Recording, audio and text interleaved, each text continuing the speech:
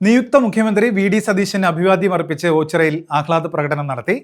മണ്ഡലം കോൺഗ്രസ് കമ്മിറ്റിയാണ് പ്രകടനം നടത്തിയത്.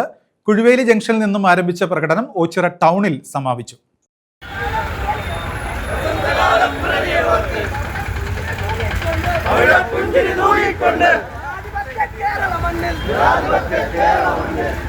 നിയുക്ത മുഖ്യമന്ത്രി വി.ഡി. സതീശന് അഭിവാദ്യം അർപ്പിച്ചാണ് ഓച്ചിറ മണ്ഡലം കോൺഗ്രസ് കമ്മിറ്റിയുടെ നേതൃത്വത്തിൽ ഓച്ചിറയിൽ ആഹ്ലാദ പ്രകടനം നടത്തിയത്. കുഴുവേലി ജംഗ്ഷനിൽ നിന്നും ആരംഭിച്ച പ്രകടനം ഓച്ചിറ ടൗണിൽ സമാപിച്ചു. Oachira block Congress committee president B S. Vinod ഉദ്ഘാടനം നിർവഹിച്ചു.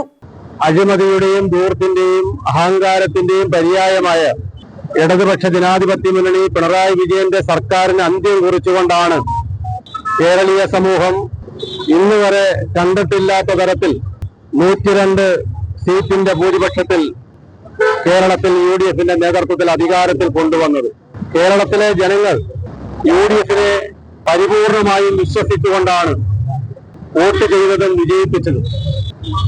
അത് 100% ഹൈക്കമാൻഡും കോൺഗ്രസിന്റെ നേതൃത്വവും കണക്കിലെടുത്തുകൊണ്ട് കേരളത്തിന്റെ മുഖ്യമന്ത്രിയെ പ്രഖ്യാപിച്ചിരിക്കുകയാണ്. ഇത് വലിയൊരു ജനാധിപത്യ പ്രസ്ഥാനമായതുകൊണ്ട് കോൺഗ്രസ് മണ്ഡലം പ്രസിഡന്റ് അൻസാറെ മലബാർ അധ്യക്ഷത വഹിച്ചു.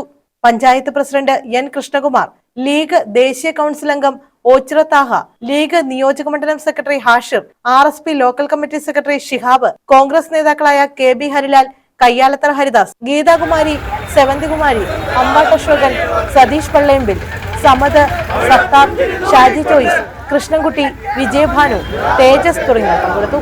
News bureau, Ochira.